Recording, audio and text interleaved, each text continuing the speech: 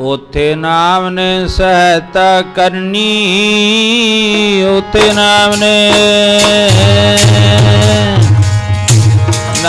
ने सहायता करनी, जिथे ना कोई मात पिता तेरा, तेरा जिथे ना कोई मात पिता तेरी नाम ने, ओथे नाम ने सहायता करनी, ओथे नाम ने सहायता करनी, जिथे ना कोई मात पिता तेरा, तेरा जिथे ना कोई मात पिता तेरा नाम ने सहायता करनी, ओते नाम ने सहायता करनी, जिथे ना कोई मात पिता तेरा, तेरा जिथे ना कोई मात पिता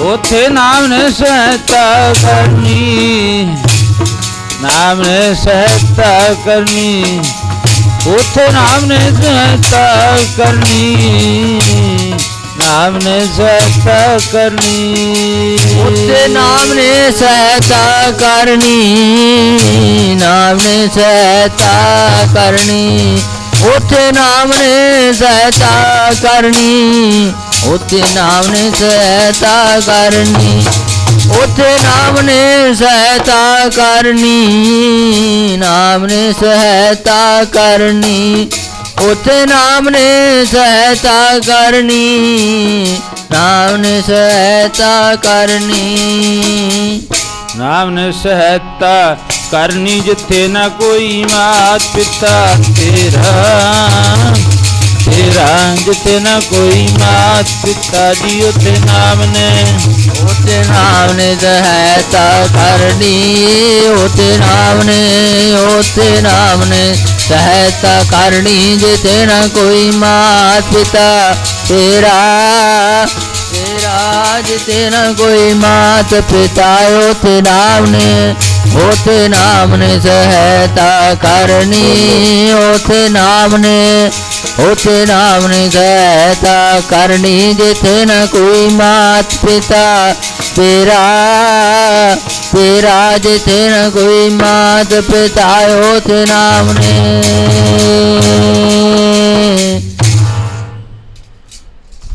जय मात पिता सुत मीत न पाई, मन उहा नाम तेरे संग सहाई। परम सत्कारयोग गुरां की साज के नवाजी हुई साध संगत जी, ਅੰਮ੍ਰਿਤ ਵੇਲੇ ਦੀਆਂ ਖੁਸ਼ੀਆਂ ਲੈਣ ਵਾਸਤੇ ਗੁਰੂ ਸਾਹਿਬ ਤੋਂ ਲੱਖ ਖੁਸ਼ੀਆਂ ਪਾਤਸ਼ਾਹੀਆਂ ਜੇ ਸਤਿਗੁਰ ਨਦਰ ਕਰੇ। ਉਸ ਦਾਤੇ ਦੀ ਸੱਚੀ ਔਰ ਸੱਚੀ ਬਾਰਗਾਹ ਅੰਦਰ ਜਿੱਥੇ ਕੇਵਲ ਤੇ ਕੇਵਲ ਇੱਕੋ ਹੀ ਘਰ ਹੈ ਗੁਰੂ ਨਾਨਕ ਦਾ, ਜਿੱਥੇ ਨਾ ਊਚ ਦਾ ਨਾ ਨੀਚ ਦਾ, ਨਾ ਮਾੜੇ ਨਾ ਚੰਗੇ ਦਾ। ਮਹਾਰਾਜ ਜੀ ਕਹਿੰਦੇ ਇਸ ਤਰ੍ਹਾਂ ਨਹੀਂ ਪੁੱਛਿਆ ਜਾਂਦਾ। ਇੱਕੋ ਇੱਕ ਸਿੱਖ ਧਰਮ ਹੈ, ਜਿਸ ਧਰਮ ਦੇ ਵਿੱਚ ਇਸ ਗੁਰੂ ਘਰ ਦੇ ਗੇਟ ਹਰ ਇੱਕ ਵਾਸਤੇ ਖੁੱਲ੍ਹੇ ਹਨ। ਸ਼ਰਧਾ ਤੇ ਭਾਵਨਾ ਅਨੁਸਾਰ ਕੋਈ ਵੀ ਆਵੇ, ਮਹਾਰਾਜ ਉਹ 'ਤੇ ਕਿਰਪਾ ਕਰਦੇ ਹਨ, ਬਖਸ਼ਿਸ਼ ਕਰਦੇ ਹਨ। ਮਹਾਰਾਜ ਜੀ ਕਹਿੰਦੇ ਲੋੜ ਸ਼ਰਧਾ ਤੇ ਭਾਵਨਾ ਦੀ ਹੈ। ਮਨੁੱਖ ਜੇ ਤੇਰੇ ਅੰਦਰੋਂ ਜੇ ਸ਼ਰਧਾ ਖਤਮ ਹੋ ਗਈ ਨਾ, ਸ਼ਰਧਾ ਤੇ ਭਾਵਨਾ ਖਤਮ ਹੋ ਗਈ, ਚੀਜ਼ ਇੱਕੋ ਹੀ ਹੈ, ਨਾ ਦੋ ਨੇ। ਫਿਰ ਤਿੱਥੋਂ ਦਾਤੇ ਦੀ ਭਗਤੀ ਬੰਦਗੀ ਨਹੀਂ ਹੋਣੀ। ਜਦੋਂ ਸ਼ਰਧਾ ਤੇ ਭਾਵਨਾ ਮਨ ਵਿੱਚ ਹੋਈ, ਫਿਰ ਪ੍ਰੇਮ ਵੀ ਹੋਊਗਾ, ਦਾਤੇ ਦੀ ਭਗਤੀ ਕਰਨ ਨੂੰ ਵੀ ਜੀ ਕਰੂਗਾ। ਪਰਮਾਤਮਾ ਦੀ ਬੰਦਗੀ ਕਰਦਿਆਂ ਕਰਦਿਆਂ ਇੱਕ ਦਿਨ ਫਿਰ ਉਹਦੇ ਦੁਆਰੇ ਉੱਤੇ ਮਨੁੱਖ ਜ਼ਰੂਰ ਪਹੁੰਚ ਜਾਂਦਾ ਹੈ। ਇਸ ਕਰਕੇ ਸਤਿਗੁਰੂ ਜੀ ਕਹਿਣ ਲੱਗੇ ਬੜੇ ਪਿਆਰ ਵਿੱਚ ਆ ਕੇ,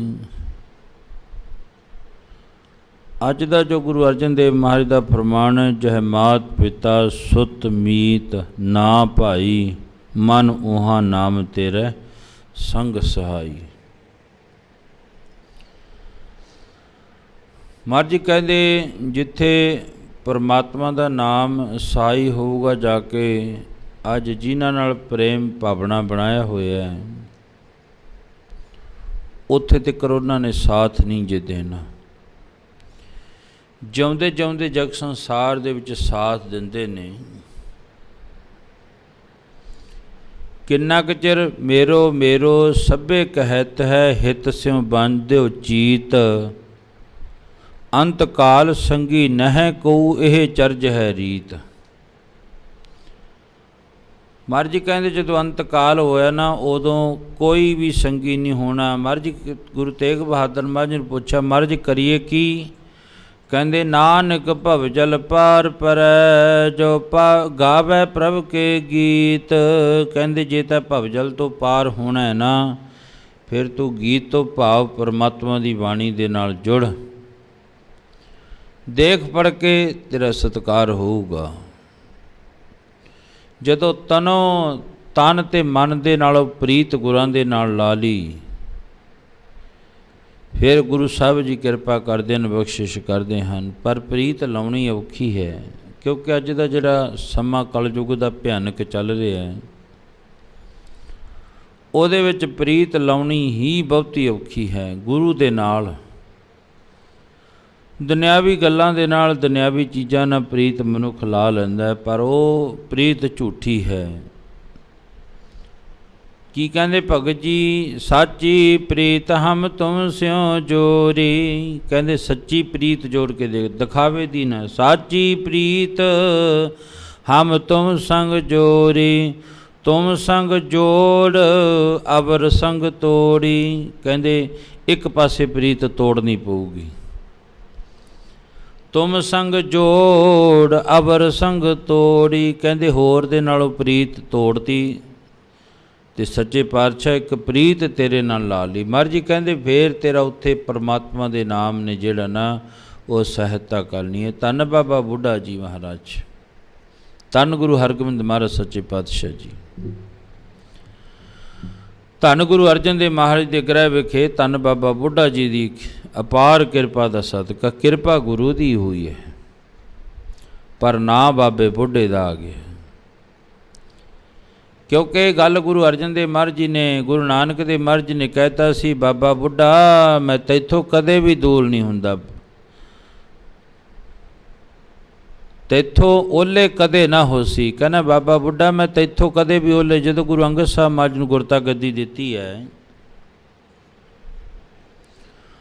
ਉਸ ਵਕਤ ਸ਼੍ਰੀ ਗੁਰੂ ਅੰਗਦ ਸਾਹਿਬ ਮਹਾਰਾਜ ਜੀ ਨੂੰ ਕਿਹਾ ਵੀ ਜਾਓ ਤੁਸੀਂ ਖੰਡੂਰ ਸਾਹਿਬ ਦੀ ਧਰਤੀ ਉੱਤੇ ਸੇਵਾ ਨਿਭਾਓ ਜਾ ਕੇ। ਈਰਖਾ ਭਾਵ ਤਾਂ ਚਲੋ ਖੈਰ ਪਹਿਲਾਂ ਤੋਂ ਚੱਲਦੀ ਹੁੰਦੀ ਹੈ, ਖਤਮ ਨਹੀਂ ਹੋਈ। ਜੇ ਗੁਰੂ ਨਾਨਕ ਸਾਹਿਬ ਮਹਾਰਾਜ ਜੀ ਗੁਰਤਾ ਗੱਦੀ ਉੱਤੇ ਬੈਠੇ ਤਾਂ ਵੀ ਈਰਖਾ ਹੋਈ, ਜੇ ਗੁਰੂ ਅੰਗਦ ਸਾਹਿਬ ਮਹਾਰਾਜ ਜੀ ਬੈਠੇ ਹੈ ਤਾਂ ਵੀ ਈਰਖਾ ਹੋਈ, ਜੇ ਗੁਰੂ ਅਮਰਦਾਸ ਮਹਾਰਾਜ ਜੀ ਬੈਠੇ ਨੇ ਤਾਂ ਵੀ ਈਰਖਾ ਹੋਈ ਉਹਨਾਂ ਦੀ। ਇਹ ਗੁਰਤਾ ਗੱਦੀ ਦੇ ਮਾਲਕ ਅਸੀਂ ਸੀ ਤੇ ਲੈ ਗਿਆ ਬਜ਼ੁਰਗ ਬਾਬਾ ਇੱਕ 70 ਸਾਲ ਦਾ ਹੋਇਆ ਪਿਆ, ਚਿੱਟੀ ਦਾੜੀ ਹੋਈ ਪਈ, ਇਹਨੇ ਕੀ ਸੇਵਾ ਕਰਨੀ ਹੈ। ਇਸ ਤਰ੍ਹਾਂ ਅਪਸ਼ਬਦ ਵੀ ਬੋਲਦੇ ਨੇ। ਉਧਰ ਗੁਰੂ ਅੰਗਦ ਸਾਹਿਬ ਮਹਾਰਾਜ ਸੱਚੇ ਪਾਤਸ਼ਾਹ ਖੰਡੂਰ ਸਾਹਿਬ ਛੱਡ ਕੇ ਮਾਤਾ ਭਰਾਈ ਦੇ ਘਰ ਜਾ ਕੇ ਬੈਠ ਗਏ, ਕਿਉਂਕਿ ਮਹਾਰਾਜ ਜੀ ਕਹਿਣ ਲੱਗੇ ਤੁਸੀਂ ਥੋੜ੍ਹਾ ਜਿਹਾ ਜੇ ਗੁਪਤ ਰਿਹੋ, ਈਰਖਾ ਹੋਊਗੀ ਤੁਹਾਡੇ ਨਾਲ। ਮਾਤਾ ਭਰਾਈ ਦੇ ਘਰ ਜਾ ਕੇ ਬੈਠ ਕੇ ਇੱਧਰ ਸਤਿਗੁਰੂ ਸ਼੍ਰੀ ਗੁਰੂ ਨਾਨਕ ਦੇਵ ਮਹਾਰਾਜ ਜੀ 18 ਸਾਲ ਕਰਤਾਰਪੁਰ ਦੀ ਧਰਤੀ ਵਿਖੇ ਰਹਿ ਕੇ ਸੇਵਾ ਕੀਤੀ। ਮਹਾਰਾਜ ਜੀ ਨੇ ਉੱਥੇ ਹੀ ਗੁਰੂ ਅੰਗਦ ਸਾਹਿਬ ਮਹਾਰਾਜ ਦਾ ਮਿਲਾਪ ਹੋਇਆ ਸੀ। ਪਿੱਛੇ ਫਿਰ ਆਪ ਜੀ ਨੇ ਸੁਣਿਆ। ਮਾਤਾ ਭਰਾਈ ਦੇ ਘਰ ਜਾ ਕੇ ਬੈਠ ਗਏ। ਸੰਗਤਾਂ ਬੇਬਲ ਹੋ ਗਈਆਂ, ਉੱਚੀ ਉੱਚੀ ਰੋਂਦੀਆਂ ਨੇ। ਓਏ ਬਾਬੇ ਬੁੱਢੇ ਨੂੰ ਤਾਏ ਕਿਹਾ ਸੀ ਤੈਥੋਂ ਓਲੇ ਕਦੇ ਨਾ ਹੋਸੀ, ਤੇ ਅੱਜ ਗੁਰੂ ਅੰਗਦ ਸਾਹਿਬ ਮਹਾਰਾਜ ਕਿੱਧਰ ਚਲੇ ਗਏ, ਤਖਤਾ ਤੇ ਨਹੀਂ ਦਿੰਦੇ। ਫਿਰ ਸਾਰੀ ਸੰਗਤ ਨੇ ਆ ਕੇ ਬੇਨਤੀ ਕਰੀ, ਮਹਾਰਾਜ ਕਿਰਪਾ ਕਰੋ, ਗੁਰੂ ਅੰਗਦ ਸਾਹਿਬ ਮਹਾਰਾਜ ਬਾਰੇ ਦੱਸੋ, ਪਤਾ ਕਿੱਥੇ ਨੇ ਮਹਾਰਾਜ ਜੀ, ਕਿੱਥੇ ਜੋਤ ਜਗਾ ਰਹੇ ਨੇ। ਬਾਬਾ ਬੁੱਢਾ ਜੀ ਨੂੰ ਭਾਵੇਂ ਪਤਾ ਹੋਣ ਦੇ ਨਾਤੇ ਫਿਰ ਵੀ ਚੁੱਪ ਕਰਕੇ ਸੰਗਤ ਦੇ ਅੱਗੇ ਹੱਥ ਬੰਨ੍ਹ ਲਏ, ਮੈਨੂੰ ਨਹੀਂ ਪਤਾ ਗੁਰੂ ਅੰਗਦ ਸਾਹਿਬ ਮਹਾਰਾਜ ਦਾ ਕਿੱਥੇ ਨੇ। ਸਾਰੀ ਸੰਗਤ ਨੇ ਬਹੁਤਾ ਜ਼ੋਰ ਪਾਇਆ। ਜਿਸ ਘੋੜੀ ਉੱਤੇ ਬੈਠ ਕੇ ਗੁਰੂ ਅੰਗਦ ਸਾਹਿਬ ਮਹਾਰਾਜ ਜੀ ਸੰਗਤਾਂ ਨੂੰ ਦਰਸ਼ਨ ਦੇਣ ਵਾਸਤੇ ਜਾਂਦੇ ਸੀ, ਉਸ ਘੋੜੀ ਉੱਤੇ ਬਸਤਰ ਪਾ ਲਏ, ਕੱਪੜਾ ਪਾਤਾ, ਉਸੇ ਤਰ੍ਹਾਂ ਜਿਵੇਂ ਗੁਰੂ ਅੰਗਦ ਸਾਹਿਬ ਮਹਾਰਾਜ ਸਜਦੇ ਹੁੰਦੇ। ਬੇਨਤੀ ਕਰੀ ਅੱਗੇ ਖੜ੍ਹ ਕੇ ਵੀ ਸਾਨੂੰ ਗੁਰਾਂ ਦੀ ਦੱਸ ਪਾ ਦੇ। ਦੇਖੋ ਇੱਕ ਜਾਨਵਰ ਹੈ, ਬੜੇ ਜਾਨਵਰ ਐਸੇ ਨੇ ਜਿਹੜੇ ਮਨੁੱਖ ਦੇ ਨਾਲੋਂ ਅੱਜ ਅੱਗੇ ਲੰਘੇ ਪਏ ਨੇ, ਮਨੁੱਖ ਨਾਲੋਂ ਅੱਗੇ। ਸਾਰੇ ਮਨੁੱਖਾਂ ਦੀ ਗੱਲ ਨਹੀਂ ਕਰਦਾ, ਬਹੁਤੇ ਮਨੁੱਖਾਂ ਦੇ ਨਾਲੋਂ ਅੱਗੇ ਜਾਨਵਰ ਲੰਘੇ ਪਏ ਨੇ। ਪਸ਼ੂ ਮਿਲੇ ਚੰਗਿਆਈਆਂ ਖੜਕਾਵੇ ਅੰਮ੍ਰਿਤ ਦੇ, ਨਾਮ ਵਿਹੂਣੇ ਆਦਮੀ ਤਿਰਗ ਜੀਵੈ ਕਰਮ ਕਰੇ। ਮਹਾਰਾਜ ਜੀ ਕਹਿੰਦੇ ਚਾਰ ਪਾਵ ਦੋ ਸਿੰਘ ਮੁਖ ਗੁੰਗ ਤਬ ਕੈਸੇ ਗੁਣ ਗਾਈਐ, ਉਠਤ ਬੈਤ ਠਿੰਗਾ ਪਰ ਹੈ ਕਤ ਮਕਾ ਮੂੰਡ ਲਕਈਐ। ਮਹਾਰਾਜ ਜੀ ਕਹਿੰਦੇ ਸਾਰੋ ਦਿਨ ਸਮਝੂਰੀ ਕਰੇ, ਹਰ ਸਿਮਰਨ ਕੀ ਬੇਲਾ ਵੱਜਰ ਸਿਰ ਪਰ ਹੈ। ਕਹਿੰਦੇ ਦੇਖ ਲਓ ਵਿਚਾਰੇ ਉਹ ਸਾਰਾ ਦਿਨ ਜਿਹੜੇ ਡੰਗਰ ਪਸ਼ੂ ਕੰਮ ਕਰਦੇ ਆ, ਫਿਰ ਵੀ ਉਹਨਾਂ ਨੂੰ ਇਹੋ ਜਿਹੇ ਅਪਸ਼ਬਦ ਬੋਲਦੇ ਨੇ। ਅਤੇ ਮਨੁੱਖ ਦਾ ਕੀ ਸੁਭਾਅ ਹੈ, ਕਹਿੰਦੇ ਸਾਰਾ ਦਿਨ ਕੰਮ ਧੰਦਾ ਤਾਂ ਕਰ ਦੂਗਾ, ਸਾਰੋ ਦਿਨ ਮਜ਼ਦੂਰੀ ਕਰੇ, ਹਰ ਸਿਮਰਨ ਕੀ ਵੇਲਾ ਬੱਜਰ ਸਿਰ ਪਰ ਹੈ। ਕਹਿੰਦੇ ਜਦੋਂ ਪਰਮਾਤਮਾ ਦੇ ਨਾਮ ਜਪਣ ਦਾ ਸਮਾਂ ਹੋ ਜਾਂਦਾ, ਉਦੋਂ ਕਹਿੰਦੇ ਬੱਜਰ ਤੋਂ ਭਾਵ ਸਿਰ 'ਤੇ ਪਹਾੜ ਡਿੱਗ ਪੈਂਦਾ। ਕਹਿੰਦਾ ਥੱਕਿਆ ਹੋਇਆ ਸੀ, ਉੱਠਿਆ ਨਹੀਂ ਗਿਆ, ਬਹੁਤ ਔਖਾ ਤੜਕੇ ਉੱਠਣਾ। ਅਤੇ ਉਸ ਘੋੜੀ ਦੇ ਅੱਗੇ ਮੈਂ ਅਰਜ਼ ਕਰ ਰਿਹਾ ਸੀ, ਬੜੇ ਜਾਨਵਰ ਐਸੇ ਨੇ ਜਿਹੜੇ ਇਸ ਮਨੁੱਖ ਦੇ ਨਾਲ ਅੱਗੇ ਨੇ। ਉਸ ਘੋੜੀ ਨੂੰ ਅੱਗੇ ਬੇਨਤੀ ਕਰੀ, ਬਾਬਾ ਬੁੱਢਾ ਜੀ ਨੇ ਗੁਰੂ ਅੰਗਦ ਸਾਹਿਬ ਮਹਾਰਾਜ ਦਾ ਪਤਾ ਦੱਸੋ ਕਿੱਥੇ ਹੈ। ਅਤੇ ਸ਼੍ਰੀ ਗੁਰੂ ਅੰਗਦ ਸਾਹਿਬ ਮਹਾਰਾਜ ਜੀ ਮਾਤਾ ਭਰਾਈ ਦੇ ਘਰ ਦੇ ਵਿੱਚ ਬੈਠ ਗਏ। ਰੇਤ ਅੱਕ ਆਹਾਰ ਕਰ ਰੋੜਾਂ ਕੀ ਗੁਰ ਕਰੀ ਵਿਛਾਈ, ਭਾਰੀ ਕਰੀ ਤਪੱਸਿਆ ਵੱਡਾ ਭਾਗ ਹਰਸਿਓ ਬਣੇ ਆਈ। ਮਾਤਾ ਭਰਾਈ ਦੇ ਘਰ ਜਾ ਕੇ ਮਹਾਰਾਜ ਜੀ ਨੇ ਰੋੜਾਂ ਦੀ ਵਿਛਾਈ ਕਰ ਲਈ, ਥੱਲੇ ਰੋੜ ਵਿਛਾਲੇ, ਕੁੱਟ ਕੇ ਰੋੜ ਨਾ, ਉਹਨਾਂ ਦੇ ਉੱਤੇ ਬੈਠ ਕੇ ਸਮਾਧੀ ਲਾ ਲਈ। ਬਾਰ ਵਿੱਚ ਲਿਖ ਕੇ ਲਾ ਦਿੱਤਾ ਵੀ ਜਿਹੜਾ ਵੀ ਆ ਕੇ ਸਾਡਾ ਬਾਰ ਖੋਲੂਗਾ ਉਹ ਸਾਡਾ ਸਿੱਖ ਨਹੀਂ ਹੋਵੇਗਾ। ਅਤੇ ਮਾਤਾ ਭਰਾਈ ਨੂੰ ਹੁਕਮ ਕਰਤਾ ਸਖਤ ਮਹਾਰਾਜ ਜੀ ਨੇ ਵੀ ਤੈਂ ਦੱਸਣਾ ਨਹੀਂ ਹੈ ਵੀ ਗੁਰੂ ਅੰਗਦ ਸਾਹਿਬ ਮਹਾਰਾਜ ਜੀ ਇੱਥੇ ਨੇ। ਉਹ ਕਹਿਣ ਲੱਗੇ ਮਹਾਰਾਜ ਜਿਵੇਂ ਤੁਹਾਡਾ ਹੁਕਮ, ਅੰਦਰ ਭਗਤੀ ਕਰਨ ਲੱਗ ਪਏ।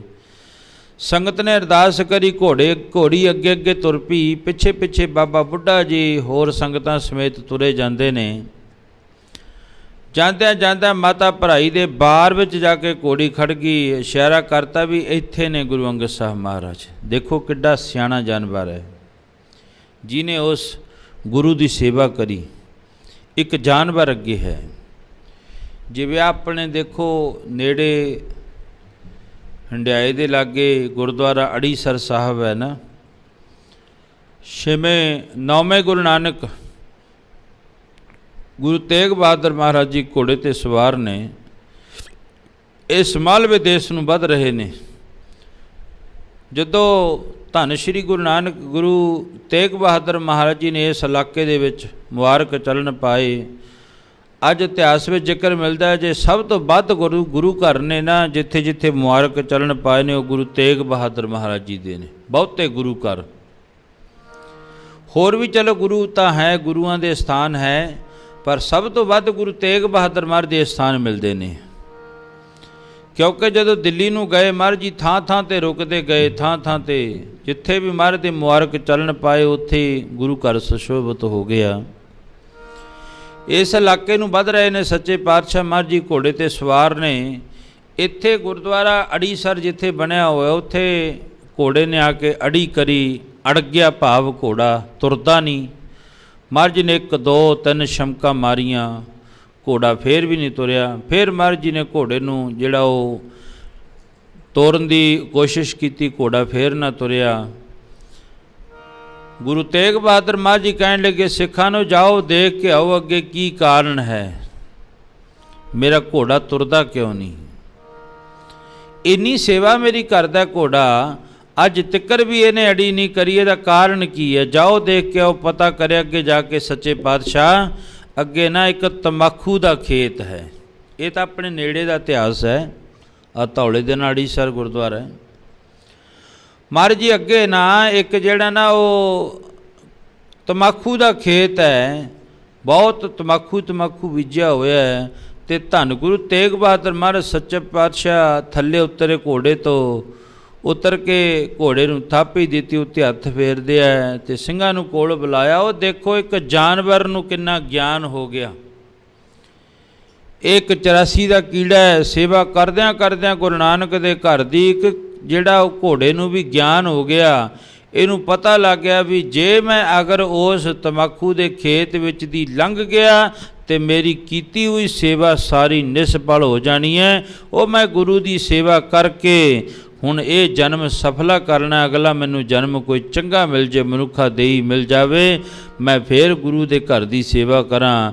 ਸੱਚੇ ਪਾਤਸ਼ਾਹ ਮਹਾਰਾਜ ਜੀ ਕਹਿਣ ਲੱਗੇ, ਦੇਖੋ ਇੱਕ 84 ਦਾ ਕੀੜਾ ਜਾਨਵਰ ਨੂੰ ਸੇਵਾ ਕਰਦਿਆਂ ਕਰਦਿਆਂ ਗਿਆਨ ਹੋਇਆ, ਇੱਕ ਮਨੁੱਖ ਨੂੰ ਗਿਆਨ ਨਹੀਂ ਹੋਇਆ, ਜਿਹਦੇ ਢਿੱਡ ਦੇ ਵਿੱਚ ਖੇਤਾਂ ਦੇ ਖੇਤ ਤੰਬਾਕੂ ਦੇ ਰੁੜ ਗਏ। ਅਤੇ ਨਾਲੇ ਪਤਾ, ਨਾਲੇ ਸਾਇੰਸ ਨੇ ਕਹਿ ਦਿੱਤਾ ਵੀ ਇਹਦੇ ਨਾਲ ਕੈਂਸਰ ਦੀ ਬਿਮਾਰੀ ਹੁੰਦੀ ਹੈ, ਸਭ ਤੋਂ ਭਿਆਨਕ ਬਿਮਾਰੀ ਹੈ ਕੈਂਸਰ ਦੀ। ਤੰਬਾਕੂ ਖਾਣ ਵਾਲੇ ਬੰਦੇ ਦੀਆਂ 8 ਕੁਲਾਂ ਨੂੰ ਕੈਂਸਰ ਹੋ ਸਕਦਾ, 8 ਕੁਲਾਂ ਨੂੰ ਉਹਦੀਆਂ ਜਿਹੜੀਆਂ ਆਉਣ ਵਾਲੀਆਂ ਨਾ। ਦੇਖੋ ਕੋਈ ਵੀ ਪਿਤਾ ਹੈ ਆਪਣੇ ਆਪਣੇ ਪੁੱਤਰਾਂ ਵਾਸਤੇ, ਧੀਆਂ ਵਾਸਤੇ ਕਦੇ ਵੀ ਗਲਤ ਨਹੀਂ ਸੋਚੂਗਾ। ਸਾਰੀ ਜ਼ਿੰਦਗੀ ਕਹਿੰਦਾ ਮੇਰੇ ਧੀ ਪੁੱਤਰ ਦਾ ਵੀ ਬਣ ਜੇ, ਆ ਵੀ ਬਣ ਜੇ, ਆ ਵੀ ਬਣ ਜੇ। ਪਰ ਇਸ ਜਗ੍ਹਾ 'ਤੇ ਆ ਕੇ ਮਨੁੱਖ ਨਹੀਂ ਸੋਚਦਾ ਵੀ ਇਹ ਜਿਹੜੇ ਮੈਂ ਕੈਂਸਰ ਦੇ ਬੀਜ ਰਿਹਾ ਹੈ ਤੰਬਾਕੂ ਖਾ ਖਾ ਕੇ, ਆਉਣ ਵਾਲੀ ਮੇਰੀ ਪੀੜ੍ਹੀ ਨੂੰ ਕਿਸੇ ਨੂੰ ਵੀ ਕੈਂਸਰ ਹੋ ਸਕਦਾ ਹੈ। ਇਹ ਅੱਜ ਸਾਇੰਸ ਨੇ ਸਿੱਧ ਕਰ ਦਿੱਤਾ। ਅਤੇ ਗੁਰੂ ਨਾਨਕ ਦੇ ਘਰ ਦੇ ਵਿੱਚ ਕਹਿਤਾ ਇਹ ਜਗਤ ਝੂਠ ਹੈ, ਤੰਬਾਕੂ ਖਾਣਾ ਇਹ ਜਗਤ ਝੂਠ ਹੈ। ਦੇਖੋ ਇੱਕ ਗੁਰੂ ਤੇਗ ਬਹਾਦਰ ਮਹਾਰਾਜ ਜੀ ਦਾ ਘੋੜਾ ਨਹੀਂ ਲੰਘਿਆ ਉੱਥੋਂ ਦੀ। ਸੱਚੇ ਪਾਤਸ਼ਾਹ ਕਹਿਣ ਲੱਗੇ, ਮੈਂ ਵੀ ਦੇਖਿਆ ਵੀ ਅੱਜ ਅੜੀਆਂ ਕਿਉਂ ਕਰਦਾ ਹੈ। ਸ਼੍ਰੀ ਗੁਰੂ ਤੇਗ ਬਹਾਦਰ ਮਹਾਰਾਜ ਸੱਚੇ ਪਾਤਸ਼ਾਹ ਜੀ ਉਤਰ ਕੇ ਆਪਣੇ ਪਾਵਨ ਪਿੱਤਰ ਸਾਰੇ ਸਿੱਖਾਂ ਨੂੰ ਕੋਲ ਬੁਲਾ ਕੇ ਕਹਿਣ ਲੱਗੇ, ਭਾਈ ਦੇਖੋ ਇੱਕ ਜਾਨਵਰ, ਕਹਿੰਦੇ ਮੈਂ ਵੀ ਕਿਹਾ ਅੱਜ ਅੜੀਆਂ ਕਰੇ ਕਾਤੋਂ ਘੋੜਾ, ਇਹਦੇ ਵਿੱਚ ਭੇਦ ਜਾਪਦਾ, ਅੱਜ ਅੜੀਆਂ ਕਰੇ ਕਾਤੋਂ ਘੋੜਾ ਜੀ, ਇਹਦੇ ਵਿੱਚ ਭੇਦ ਜਾਪਦਾ, ਅੱਜ ਅੜੀਆਂ ਕਰੇ ਕਾਤੋਂ ਘੋੜਾ, ਇਹਦੇ ਵਿੱਚ ਭੇਦ ਜਾਪਦਾ, ਅੱਜ ਅੜੀਆਂ ਕਰੇ ਕਾਤੋਂ ਘੋੜਾ, ਇਹਦੇ ਵਿੱਚ ਭੇਦ ਜਾਪਦਾ, ਅੱਜ ਅੜੀਆਂ ਕਰੇ ਕਾਤੋਂ ਘੋੜਾ, ਇਹਦੇ ਵਿੱਚ ਭੇਦ ਜਾਪਦਾ, ਅੱਜ ਅੜੀਆਂ ਕਰੇ ਕਾਤੋਂ ਘੋੜਾ, ਇਹਦੇ ਵਿੱਚ ਭੇਦ ਜਾਪਦਾ। ਮਹਾਰਾਜ ਜੀ ਕਹਿਣ ਲੱਗੇ, ਮੈਨੂੰ ਵੀ ਪਤਾ ਲੱਗਿਆ ਵੀ ਇਹ ਅੜੀ ਕਾਤੋਂ ਕਰੀ ਜਾਂਦਾ ਹੈ। ਅਤੇ ਧੰਨ ਸ਼੍ਰੀ ਗੁਰੂ ਤੇਗ ਬਹਾਦਰ, ਕਹਿਣ ਤੋਂ ਭਾਵ ਇੱਕ ਜਾਨਵਰ, ਦੇਖੋ ਉਹਨੂੰ ਗਿਆਨ ਹੋ ਗਿਆ, ਉਹ ਤੰਬਾਕੂ ਵਾਲੇ ਖੇਤ ਵਿੱਚ ਦੀ ਨਹੀਂ ਲੰਘਿਆ। ਸੱਚੇ ਪਾਤਸ਼ਾਹ ਕਹਿੰਦੇ ਹੁਣ ਇੱਥੇ ਕੀ ਕਹੋਗੇ ਵੀ ਮਨੁੱਖ ਦੇ ਨਾਲੋਂ ਜਾਨਵਰ ਅੱਗੇ, ਇੱਕ ਮਨੁੱਖ ਦੇ ਨਾਲੋਂ ਜਾਨਵਰ ਅੱਗੇ ਹੋ ਗਿਆ। ਇਸ ਕਰਕੇ ਅੱਜ ਘੋੜੀ ਅੱਗੇ ਅੱਗੇ ਜਾਂਦੀ ਹੈ, ਪਿੱਛੇ ਪਿੱਛੇ ਸੰਗਤ ਜਾਂਦੀ ਹੈ। ਧੰਨ ਬਾਬਾ ਬੁੱਢਾ ਜੀ ਜਾਂਦੇ ਨੇ, ਅੱਗੇ ਮਾਤਾ ਭਰਾਈ ਦੇ ਹੱਥ ਵਿੱਚ ਝਾੜੂ ਫੜਿਆ ਹੋਇਆ ਹੈ।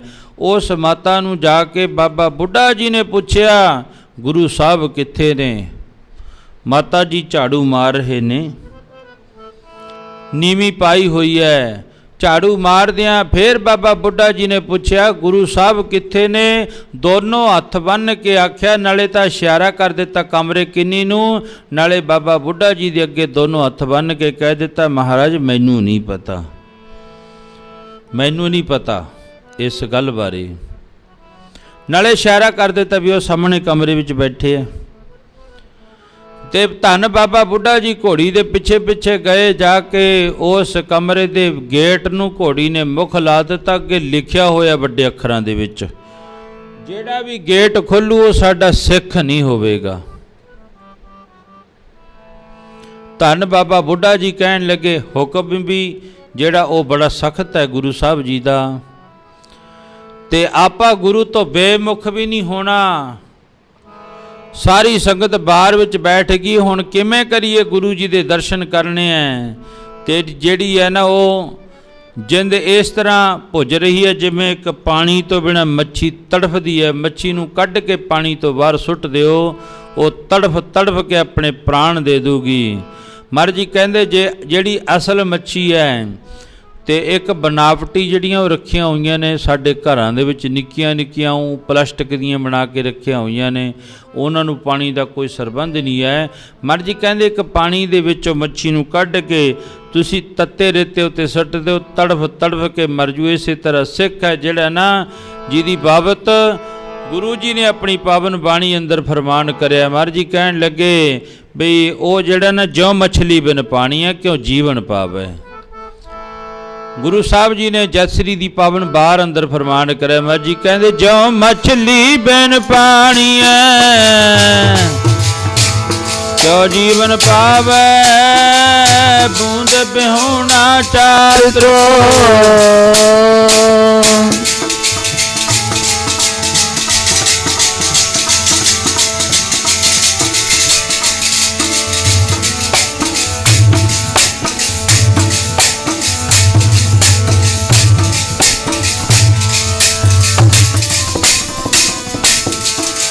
बूंद बिहुना चातरो क्यों कर तृपतावे, नाद कुरंक विद्या।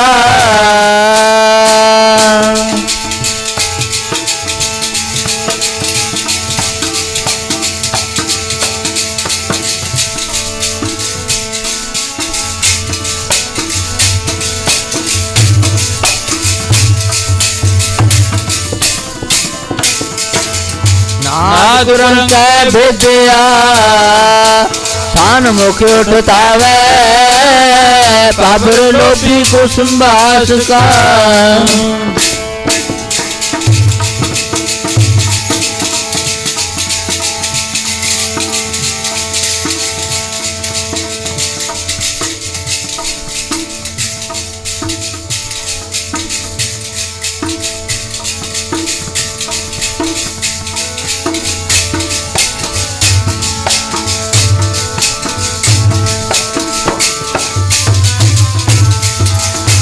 पाबर लोभी कुसुम्बास का, मेरे आप बंधावे, संत जना हर प्रीत है। एक दर्श गावे जो मछली बिन पानी है। ਧੰਨ ਬਾਬਾ ਬੁੱਢਾ ਜੀ ਉਸ ਗੇਟ ਦੇ ਅੱਗੇ ਜਾ ਖੜੇ, ਲਿਖਿਆ ਗੇਟ ਦੇ ਉੱਤੇ, ਹੁਕਮ ਵੀ ਮੰਨਣਾ ਗੁਰੂ ਦਾ। ਹੁਕਮ ਮੰਨਿਓ ਗੁਰੂ ਕੇਰਾ ਗਾਵੋ ਸੱਚੀ ਬਾਣੀ, ਬਾਣੀ ਤਾਂ ਗਾਵੋ ਗੁਰੂ ਕੇਰੀ ਬਾਣੀਆਂ ਸਿਰ ਬਾਣੀ। ਬਾਣੀ ਵਾਰ ਜੀ ਕਹਿੰਦੇ ਬਾਬਾ ਬੁੱਢਾ ਜੀ ਹੁਣ ਹੱਥ ਬੰਨ੍ਹ ਕੇ ਖੜ ਗਏ, ਸੰਗਤ ਕੰਨੀ ਝਾਕਦੇ ਨੇ, ਕਮਰੇ ਕੰਨੀ ਝਾਕਦੇ ਨੇ, ਮਾਤਾ ਭਰਾਈ ਕੰਨੀ ਝਾਕਦੇ ਨੇ। ਹੁਣ ਗੁਰੂ ਦਾ ਹੁਕਮ ਕਿਵੇਂ ਮੰਨਿਆ ਜਾਵੇ? ਇੱਕ ਪਾਸੇ ਗੁਰੂ ਦੀ ਸੰਗਤ ਹੈ, ਇੱਕ ਪਾਸੇ ਗੁਰੂ ਹੈ, ਵਿਚਾਲੇ ਕੌਣ ਹੈ? ਬ੍ਰਹਮ ਗਿਆਨੀ ਬਾਬਾ ਬੁੱਢਾ ਜੀ ਮਹਾਰਾਜ। ਹੁਣ ਸਾਰੀ ਸੰਗਤ ਕਹਿਣ ਲੱਗੀ ਬਾਬਾ ਬੁੱਢਾ ਜੀ ਜੇ ਇੱਥੋਂ ਤੱਕ ਲਿਆਏ ਤਾਂ ਹੁਣ ਕਿਰਪਾ ਕਰਕੇ ਗੁਰੂ ਦੇ ਦਰਸ਼ਨ ਵੀ ਕਰਾ ਦਿਓ, ਗੁਰੂ ਜੀ ਦੇ ਦਰਸ਼ਨ ਕਰਨੇ ਨੇ ਜ਼ਰੂਰ। ਧੰਨ ਬਾਬਾ ਬੁੱਢਾ ਜੀ ਕਹਿਣ ਲੱਗੇ ਗੁਰੂ ਸਾਹਿਬ ਤਾਂ ਜਾਣਦੇ ਨੇ, ਪਤਾ ਹੈ ਉਹਨਾਂ ਨੂੰ ਵੀ ਸੰਗਤ ਦਰਸ਼ਨ ਕਰਨ ਵਾਸਤੇ ਆਈ ਹੈ, ਪਰ ਹੁਕਮ ਦੇਖੋ ਕਿੰਨਾ ਸਖਤ ਲਿਖਿਆ ਹੋਇਆ ਮਹਾਰਾਜ ਜੀ ਦਾ। ਧੰਨ ਬਾਬਾ ਬੁੱਢਾ ਜੀ ਨੂੰ ਸੰਗਤ ਨੇ ਕਿਹਾ ਸੱਚੇ ਪਾਤਸ਼ਾਹ ਭਾਵੇਂ ਜਿੰਨਾ ਮਰਜੀ ਹੁਕਮ ਸਖਤ ਲਿਖਿਆ ਹੋਇਆ, ਪਰ ਹੁਣ ਤੁਹਾਨੂੰ ਕਿਰਪਾ ਕਰਨੀ ਪਊਗੀ। ਇਹ ਅੱਜ ਗੁਰੂ ਜੀ ਦਾ ਪਰਚਾ ਹੈ, ਵੀ ਸੰਗਤ ਨੂੰ ਪਰਖਣ ਵਾਸਤੇ ਇਹ ਵੀ ਇੱਕ ਗੁਰੂ ਜੀ ਦਾ ਪਰਚਾ ਹੈ। ਤੇ ਧੰਨ ਬਾਬਾ ਬੁੱਢਾ ਜੀ ਬੈਠੇ ਅਰਦਾਸ ਕਰੀ ਸੱਚੇ ਪਾਤਸ਼ਾਹ ਕਿਰਪਾ ਕਰ ਦਿਓ, ਸੰਗਤ ਨੂੰ ਦਰਸ਼ਨ ਦਿਦਾਰੇ ਦੇ ਦਿਓ। ਤਾਰ ਜ਼ਰੂਰ ਪਹੁੰਚ ਗਈ ਗੁਰੂ ਜੀ ਦੇ ਪਾਵਨ ਪਵਿੱਤਰ ਚਰਨਾਂ ਦੇ ਵਿੱਚ। ਤਾਰ ਅਰਦਾਸ, ਗੁਰੂ ਦੇ ਪਾਵਨ ਪਵਿੱਤਰ ਚਰਨਾਂ ਦੇ ਵਿੱਚ ਅਰਦਾਸ ਕਰਨੀ, ਸੱਚੇ ਦਿਲੋਂ ਹੋ ਜਾਵੇ, ਭਾਵੇਂ ਕੋਈ ਵੀ ਕਰ ਦੇਵੇ। ਅੱਜ ਬਹੁਤਿਆਂ ਦੇ ਮਨ ਵਿੱਚ ਇਹੀ ਹੈ ਵੀ ਨਾ ਅਸੀਂ ਤਾਂ ਉਹ ਫਲਾਣੇ ਬਾਬੇ ਤੋਂ ਅਰਦਾਸ ਕਰਾਉਣੀ ਹੈ। ਨਹੀਂ, ਗੁਰੂ ਦੇ ਚਰਨਾਂ ਦੇ ਵਿੱਚ ਸ਼ਰਧਾ ਤੇ ਭਾਵਨਾ ਦੇ ਨਾਲ ਆ ਕੇ ਤੁਸੀਂ ਦੋ ਸ਼ਬਦ ਕਹਿ ਦਿਓ, ਗੁਰੂ ਸਾਹਿਬ ਸੁਣਨਗੇ।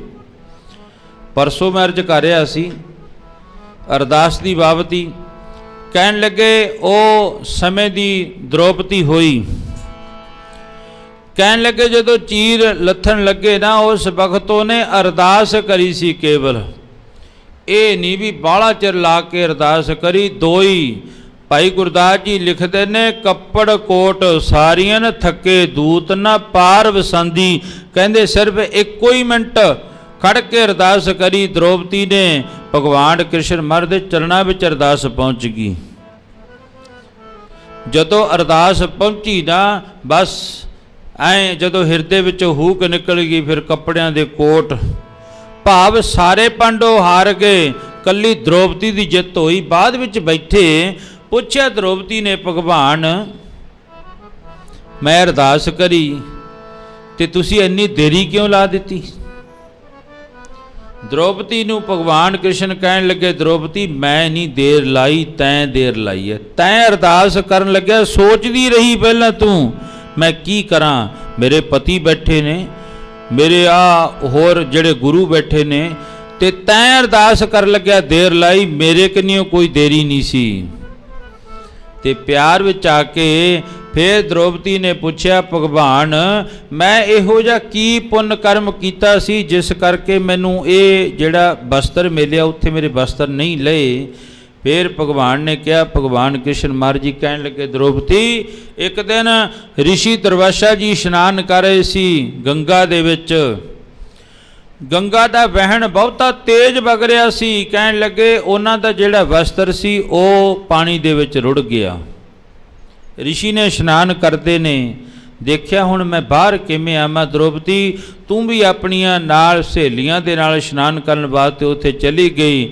ਤੈਂ ਦੇਖਿਆ ਰਿਸ਼ੀ ਜੀ ਇਸ਼ਨਾਨ ਕਰਦੇ ਨੇ, ਮੈਂ ਬਾਅਦ ਵਿੱਚ ਕੱਲ ਨੂੰ। ਰਿਸ਼ੀ ਨੇ ਹੱਥ ਬੰਨ੍ਹ ਕੇ ਆਖਿਆ, ਬੱਚੀ ਮੇਰੇ ਤਨ ਦਾ ਵਸਤਰ ਸੀ ਜਿਹੜਾ ਨਾ ਉਹ ਪਾਣੀ ਦੇ ਵਿੱਚ ਬਹਿ ਗਿਆ, ਮੈਨੂੰ ਤਨ ਢੱਕਣ ਵਾਸਤੇ ਥੋੜ੍ਹਾ ਜਿਹਾ ਵਸਤਰ ਦੇ ਦੇ, ਮੈਂ ਤਨ ਢੱਕ ਕੇ ਆਪਣਾ ਬਾਹਰ ਆ ਜਾਊਂਗਾ ਤੇ ਫਿਰ ਬਾਅਦ ਵਿੱਚ ਤੁਸੀਂ ਇਸ਼ਨਾਨ ਕਰ ਲਿਓ।